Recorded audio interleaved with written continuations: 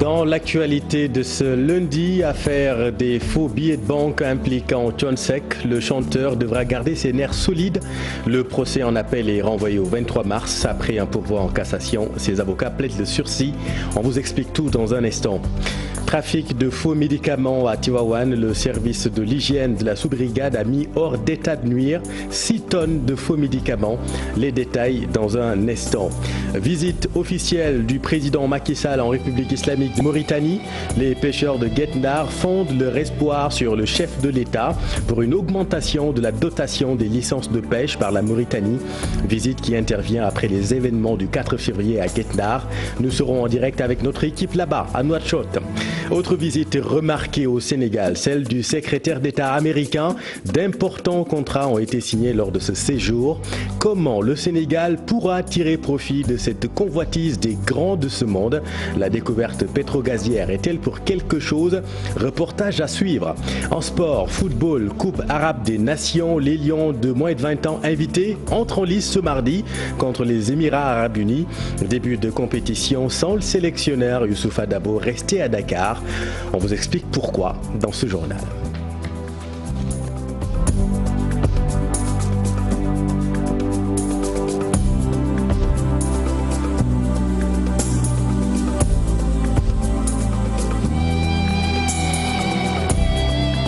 Le procès en appel de Thione Seck renvoyé au 23 mars, c'est dans l'affaire des faux billets de banque. Ses avocats plaident un sursis après un pourvoi en cassation car selon Maître Ousmane Seye, la Cour d'appel a violé le règlement numéro 5 de l'UMOA. Nous avions demandé le sursis au jugement de cette affaire parce que nous avons fait un pourvoi en cassation contre la décision rendue par la Cour.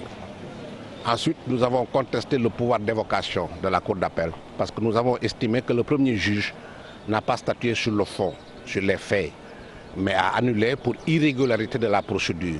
Si aujourd'hui la Cour d'appel juge Thione Seck au fond, la Cour d'appel priverait Thione Seck d'une voie de recours, c'est-à-dire la voie de l'appel. C'est une violation flagrante des droits de la défense et nous l'avons dit à la Cour. Et finalement, la Cour a décidé, sur notre insistance, et nous la remercions pour cela, de renvoyer l'affaire au 23 mars. Nous avons estimé que la Cour d'appel a violé l'article 5 du règlement de l'UMOA, de son contenu, de son sens. Je crois que même le barreau de Dakar devait faire une intervention volontaire parce que la Cour d'appel a décidé de fractionner le procès verbal en plusieurs parties et de dire que telle partie est nulle, telle autre partie n'est pas nulle. La démarche de la Cour d'appel est irrégulière, illégale. J'ai dit que c'est une démarche empirique, qui n'est pas scientifique, qui n'est pas juridique. Et c'est pourquoi nous avons saisi la Cour suprême et nous avons saisi aussi la Cour de justice de la CEDEAO. Rendez-vous donc au tribunal le 23 mars. Et puis toujours dans l'actualité judiciaire, parlons de l'affaire de la disparition de la fille du vice-président de l'ONG Jamra. Fatou Bintou Gueye a été convoquée aujourd'hui encore à la police pour les besoins de l'enquête. Dans cette affaire, la communication de la police a été mal appréciée par le père de la fille, Mme Makhtar Gueye. Alors question, la police doit-elle prendre la parole dès les premières heures d'une enquête en cours? Nous avons posé la question à un commissionnaire divisionnaire à la retraite. Il s'agit là de communication, n'est-ce pas, et pas d'information. Donc souvent on reprochait à la police de ne pas communiquer, de ne pas beaucoup communiquer. Bon, et s'il arrive à la police de communiquer, souvent aussi ça suscite des polémiques, surtout pour ce cas bien précis. Il faut comprendre tout simplement que c'est par rapport à la personnalité même du vice-président.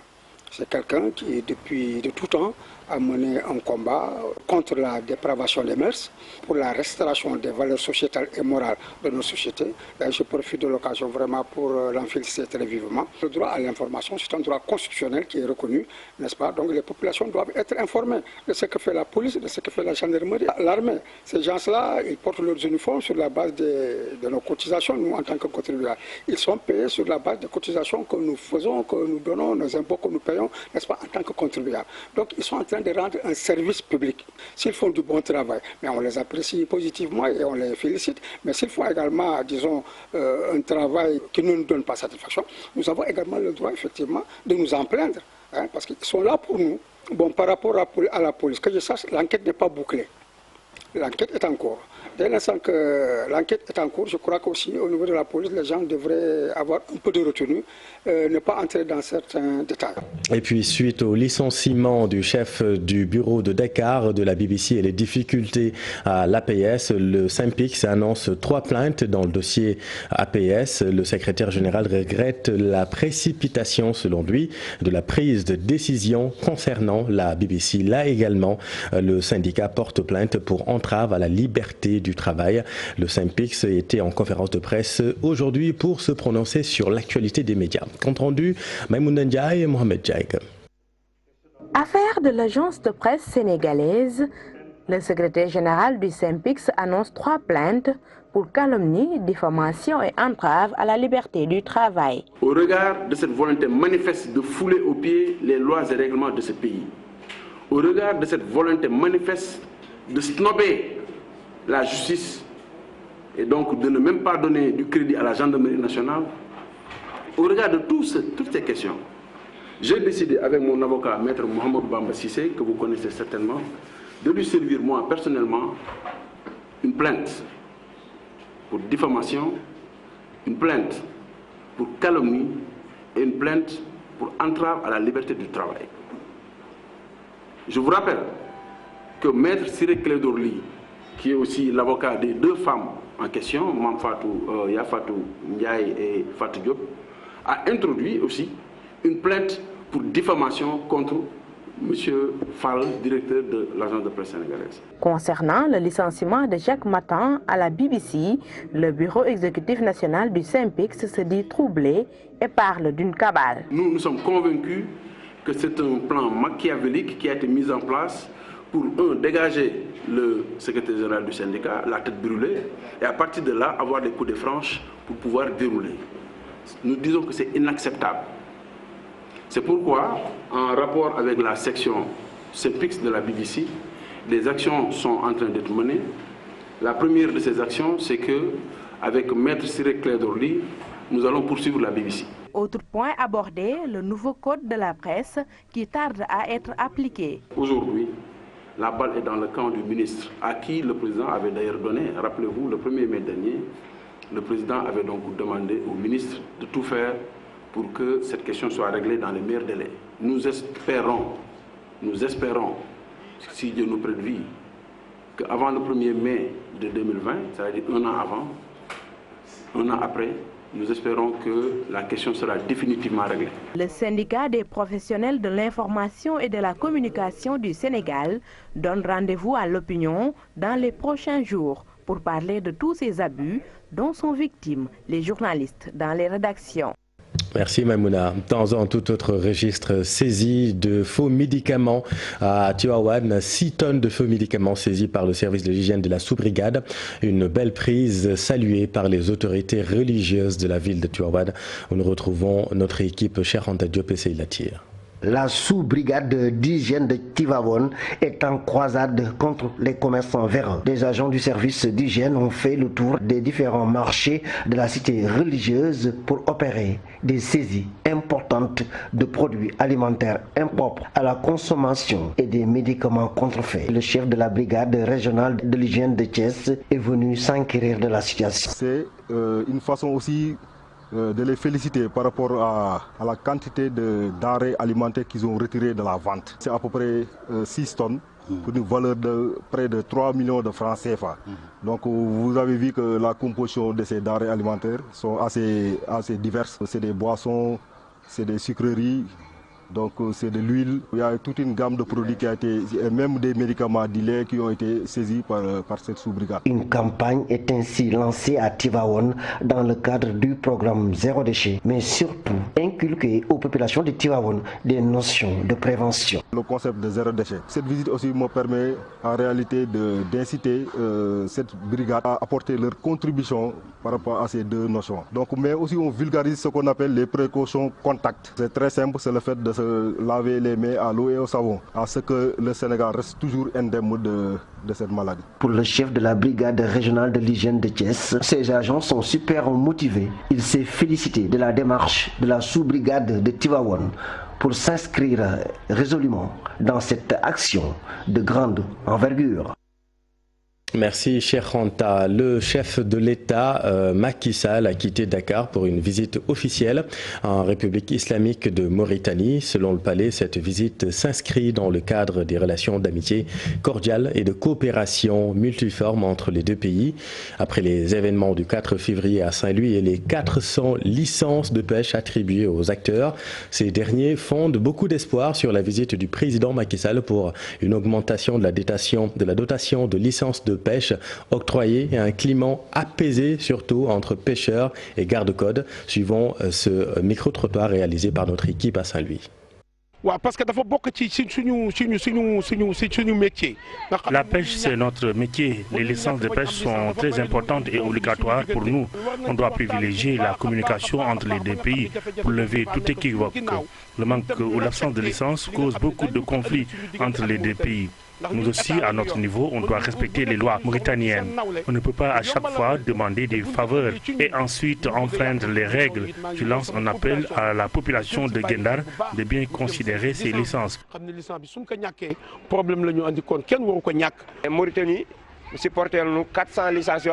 La Mauritanie nous a octroyé 400 licences pour 200 personnes. Au lieu de 200 bénéficiaires, nous demandons 400. Il y a d'autres pêcheurs qui veulent des licences. Donc, les deux présidents doivent travailler dans ce sens. C'est pourquoi nous demandons au président Ghazouani d'être plus souple et d'accorder des faveurs au président Macky Sall. La Mauritanie est un pays frère, un voisin, un parent. Et direction Nouakchott où nous retrouvons Mohamed Diop. Bonsoir Mohamed. Bonsoir Chérif. Qu'est-ce qu'on peut retenir pour le moment de la visite du chef de l'État Macky Sall ? Écoutez, pour le moment, le président sénégalais Macky Sall est arrivé un peu après 17 heures. Il a eu un tête-à-tête avec son homologue mauritanien, Mohamed Ould Ghazouani, et les deux sont partis directement vers le palais présidentiel.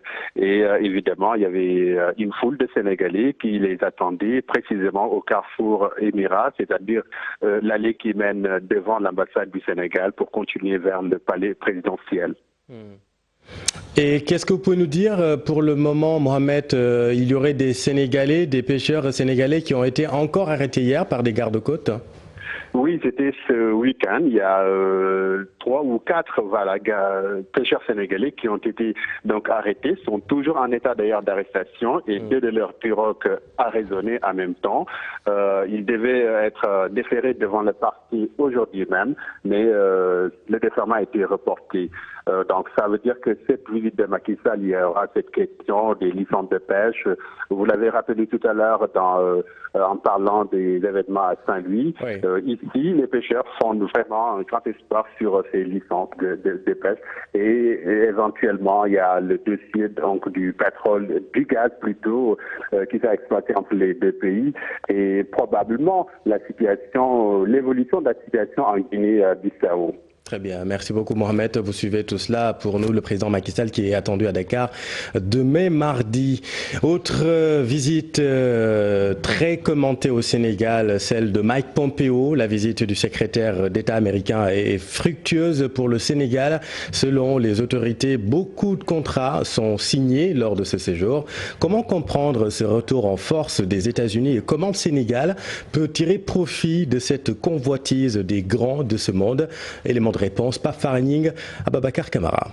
Le Sénégal est-il devenu un passage incontournable pour les grandes puissances? Tout porte à le croire au vu des visites successives d'Erdogan, Trudeau et Pompeo. Des autorités américaines de ce niveau puissent venir en Afrique et que leur première escale soit le Sénégal, ça entre dans l'ordre normal des choses. Pour la plupart du temps, presque toujours, le Sénégal fait partie de l'itinéraire. Toutes ces visites sont plus que bénéfiques avec beaucoup de retombées économiques et surtout l'aspect sécuritaire. Si ce qui nous intéresse, c'est donc de résoudre définitivement le problème de l'électricité. Si ce qui nous intéresse, c'est d'avoir donc des routes dignes de son nom qui vont vraiment durer pendant 40 ans ou 50 ans. Ce qui nous intéresse, c'est vraiment d'avoir des infrastructures donc sportives de dernière génération, encore des infrastructures hospitalières de haut niveau. Si les gens sont prêts à nous accompagner, je pense que déjà on pourra dire que c'est intéressant pour nous. C'est des milliards de francs CFA qui vont être investis dans l'électricité pour que non seulement ce que nous avons comme production d'électricité soit renforcé et amélioré, mais que les zones rurales aussi soient électrifiées. Par rapport à la lutte contre le terrorisme, si lui, il vient encourager les gens. Si l'économiste estime que c'est en plus grande partie les découvertes gazières et pétrolières, le spécialiste des questions américaines soutient le contraire. Ils n'ont pas à faire la course-poursuite pour le Sénégal de cette manière-là. Si c'était vraiment une course-poursuite, chacun veut se positionner. À partir de ce moment, il l'aurait fait très discrètement. Aujourd'hui, chacune d'entre elles voudrait vraiment se positionner donc, au Sénégal par rapport surtout à nos ressources, mais également notre position stratégique. Parce que quand même sans les ressources pétrolières et gazières, vous avez vu que le Sénégal quand même avait une coopération très dynamique. Le Sénégal continue d'accueillir des hôtes de marque, des visites de courtoisie, mais également beaucoup de partenariats gagnant-gagnant à travers les déplacements de grandes puissances au Sénégal. Merci Pape Farah. Et puis le feu s'est déclaré aujourd'hui au petit matin au restaurant central de l'université Cheikh Anta Diop de Dakar. Les dégâts matériels sont relativement considérables, mais la direction de l'université assure une réouverture des lieux dans 48 heures. Il s'agissait de préparation pour le repas du déjeuner de ce jour. Donc il y a des poissons qu'on devait passer à la friture. Donc c'est les deux marmites qu'on utilisait pour cette friture-là qui ont pris feu. Les dégâts, ces deux marmites sont endommagées. Les carreaux du sol également sont décapés. Les réfectoires ne sont pas touchés. Tout de suite, le gérant du restaurant privé et le chef du service de l'entretien et des constructions sont chacun, en ce qui le compte, engagés à faire les réparations nécessaires. Cet accident nous a amené tout de suite à prendre les mesures que voici. L'ensemble des denrées qui devaient entrer dans la confection de ce menu-là ont été disponibles et redistribuées dans les autres restaurants. Donc il n'y a pas eu de rupture de petit déjeuner, il y a eu bel et bien continuité dans les autres restaurants. Et même dans ce restaurant où il y a eu le feu, nous avons ouvert le restaurant médical en appoint des autres restaurants. Et puis parlons de toute autre chose à présent. 360 millions de passagers enregistrés dans les bus AFTU en 2019. L'annonce est faite par un responsable de la structure Mamour Fall lors de la journée du transporteur, la cérémonie marquant la journée nationale du transporteur. Un chiffre important qui pousse la rédaction de la TFM à faire le bilan sur les bus AFTU. Êtes-vous satisfait de ces fameux bus Tata? Suivant ce reportage de Fatima Touré et Youssou Baro. Après 15 ans de mise en circulation dans le transport urbain, l'heure est au bilan. Rien qu'en 2019, les bus Tata auraient transporté plus de 360 millions de passagers. Toutefois, les agents de la structure ne se disent pas satisfaits pour autant. Pour ce régulateur, beaucoup de problèmes doivent être réglés. Nous avons commencé depuis 2005. Pratiquement, ça fait 15 ans. Moi, je suis là depuis 12 ans pratiquement. Mais les conditions de travail ne sont pas améliorées. Sur le plan salarial et sur le plan des charges sociales, vraiment, ce n'est pas ce qu'il faut. Nous n'avons pas d'IPRES. Nous n'avons pas de sécurité sociale. Nous n'avons pas de contrat. Les contrats, vraiment, nous n'avons pas de contrat. Même cri du cœur chez les chauffeurs et receveurs qui eux aussi déplorent leurs conditions de travail.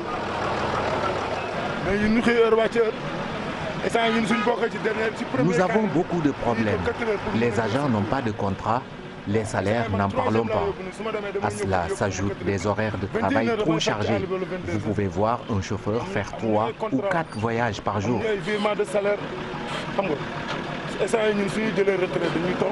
Contrairement aux agents, certains clients se disent satisfaits des services, même s'ils souhaitent une amélioration. L'avènement des bus Tata est une aubaine pour nous clients. S'il y a une chose que l'on doit reprocher à AFTU, ce sont les surcharges qui deviennent dangereuses pour les clients. Je suis satisfaite de leur travail. Vraiment, les Tata nous facilitent le déplacement. Ils doivent juste éviter les surcharges. Les conditions de travail, toujours dénoncées par les travailleurs d'AFTU. Après 15 ans au service de cette entreprise, ils demandent plus de considération, mais les clients, eux, pensent que la circulation des bus Tata est une aubaine.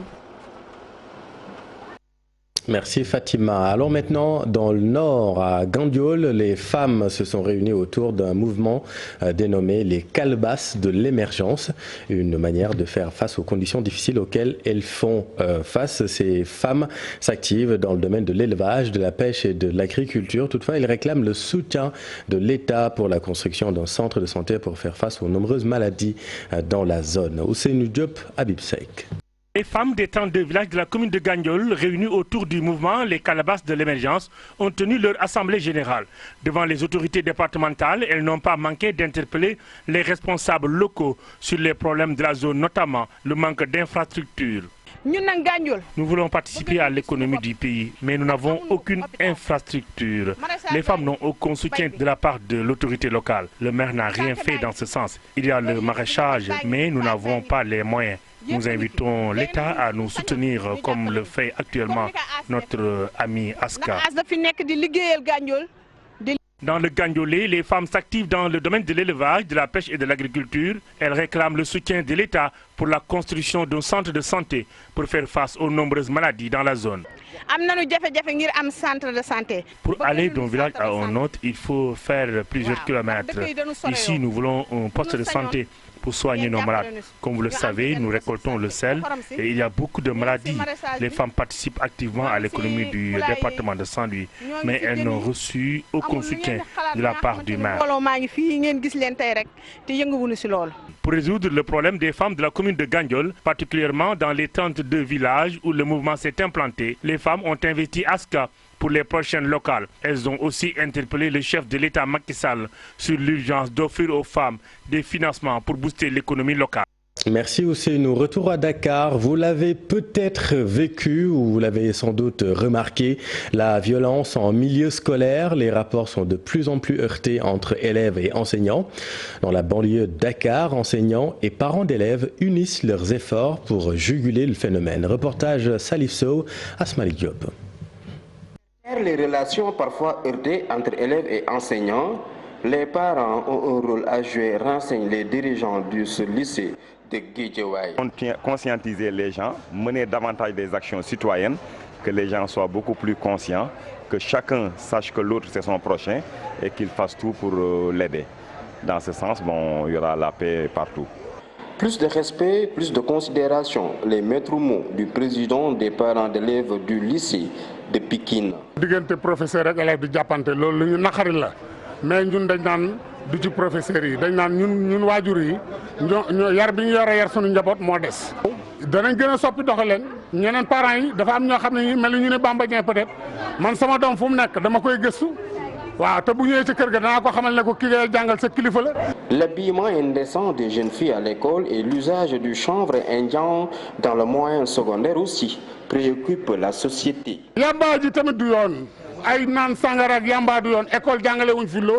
C'est un début de solution. On va essayer dans notre cadre de trouver des solutions pour remédier à une situation.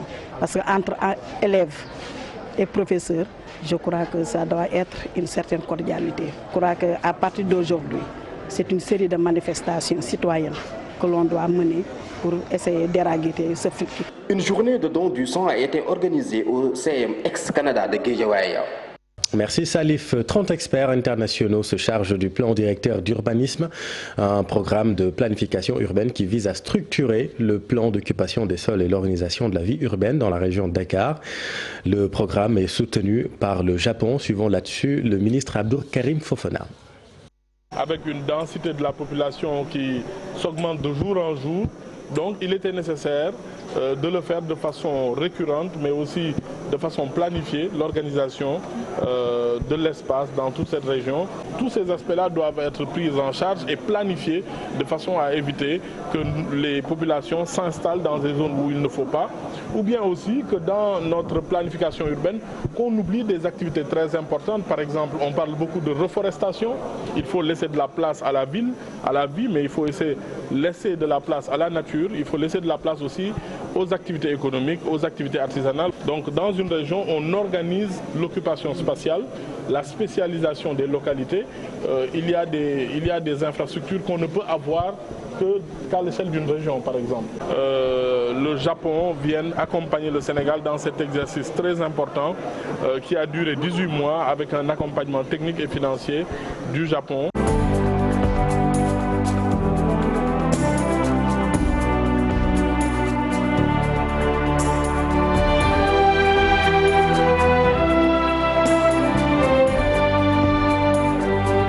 L'actualité sportive, l'équipe nationale des moins de 20 ans du Sénégal est actuellement en Arabie Saoudite. Elle va y disputer comme invitée la Coupe arabe de la catégorie du 18 février au 5 mars prochain. Début de compétition sans le sélectionneur Youssoufa Dabo. Selon lui, pour l'instant, la priorité est au championnat et à son club Teungueth FC. Suivons ses explications avec Cheikh Sadibou Diarra. Par rapport à la situation du club et par rapport à la situation de la sélection, bien sûr qu'il faut savoir prioriser les choses et la priorité à l'heure actuelle, là, c'est mon club. Maintenant, demain, si c'est une compétition qui compte vraiment beaucoup pour la sélection, je serai présent avec la sélection. Ça, il n'y a pas de problème. J'ai été en accord avec la DTN et le président de la fédération par rapport à ce tournoi parce que c'est un tournoi en tout cas qui nous permet de continuer à faire progresser l'équipe. C'est un groupe quasiment que je connais, c'est pas un nouveau groupe comme on l'avait eu auparavant. C'est pas ma première absence par rapport à cette sélection. J'ai été absent quand on était parti en Algérie jouer des matchs amicaux. Mais comme je l'ai dit, que ce soit en club ou en sélection, j'ai un staff assez compétent. Premier match des Lionceaux demain mardi à 18 h face aux Émirats Arabes Unis. 10e journée de la Ligue 1, Niary Tally et Teungueth FC dos à dos, un match nul, un but partout au terme d'une rencontre où chaque équipe a eu sa mi-temps. Cheikh Sadibou Diarra, Amadouba pour le compte-rendu. Niary Tally accroche le leader Teungueth FC. Un match nul, un but partout. Tout s'est joué en première période. À l'ouverture de score des Rufisquois signés de leur meilleur buteur Bouli Junior Sambou, les Rouges et Bleus ont répondu par l'égalisation d'Abdoulaye Diop. C'est le deuxième partage des points d'affilée pour Niary Tally. Les 30 premières minutes, ils nous ont vraiment dominés parce que je pense qu'ils travaillaient plus sur une situation. Bon, après j'ai modifié, après on a réussi à trouver la formule pour le contrer et une fois qu'ils ont marqué, on a réussi à égaliser. Après quand on voit la deuxième mi-temps, je pense qu'on était supérieur à eux. Et donc voilà, on a eu une mi-temps, ils en ont eu une. Donc voilà, je pense que le match nul est équitable. Une motivation supplémentaire qu'on va avoir pour les autres matchs et maintenant il faut prendre match par match. Si les matchs se suivent mais ne se ressemblent pas. Donc voilà, des fois aussi, il faut arriver à faire la part des choses parce que les gamins, quand ils jouent contre les premiers, sont tellement trop bien concentrés et après c'est ça qu'il faut essayer de trouver le juste milieu. Teungueth FC a vécu une semaine peu glorieuse. Son troisième nul de la saison, c'est une élimination en 8e de finale de la Coupe de la Ligue. C'est pas le but égalisateur qui nous fait mal, mais c'est surtout les occasions loupées auparavant. Maintenant, ça c'est notre défaut jusque-là, il faut qu'on continue à travailler. Mais c'est bien déjà qu'on arrive à se créer des occasions en passant par le jeu. Ce pas des occasions qui nous tombent du ciel. C'est des occasions créées de par du jeu. Et c'est ce que je demande à mes joueurs. J'ai été très satisfait en tout cas de la prestation qu'ils ont fait. Et je pense que sur la durée, en répétant ce genre de performance, on va continuer à gagner. Toujours invaincu après 10 journées de Ligue 1, l'équipe de Youssoufa Dabo est solide leader avec 6 points d'avance.